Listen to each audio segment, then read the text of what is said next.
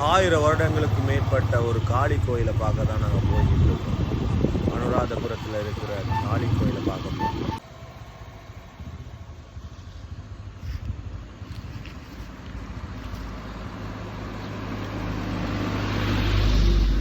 நீங்கள் இங்கே பார்த்துக்கிட்டு இருக்கிறது காளி கோயில் வழிபாடுகள்.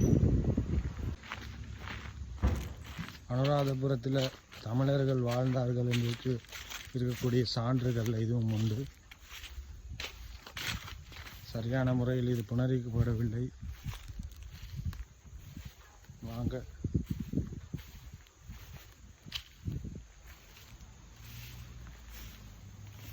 சிறிய அளவில் இருக்குது. சோழர்கள் ஆண்டது பாம்புகள் இருக்கோ தெரியல.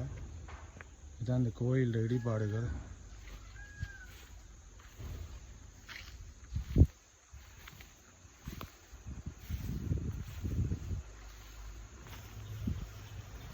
பார்க்கவே ஒரு பெருமைக்குரிய விஷயமா இருந்தாலும் துக்கமான ஒரு விஷயம்.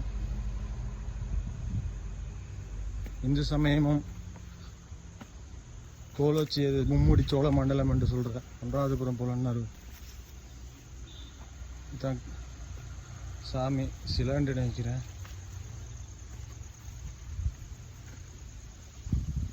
போய நாட்களில் இதுலையும் கொஞ்சம் நகர்த்தி பார்க்கிற மாதிரியில் பார்ப்போம்.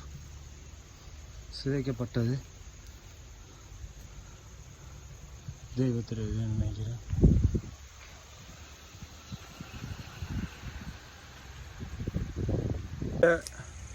கண்டிப்பாக நம்ம முன்னோர்கள் தமிழர்கள் கட்டியிருக்கணும்.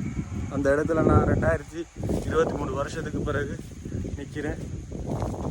எதிர்கால சந்ததிக்கு இந்த பதிவை நாங்கள் விட்டு செல்லணும். இந்த படத்தில் காட்டப்படுற இந்த தெய்வத்திட்ட சிலை தான் அந்த இடிபாடுகள் வந்து எடுத்துக்கட்டுவது. இப்படி இருந்தது, இன்றைக்கு இப்படி இருக்குது. உண்மையாகவே துயரமான சம்பவம்.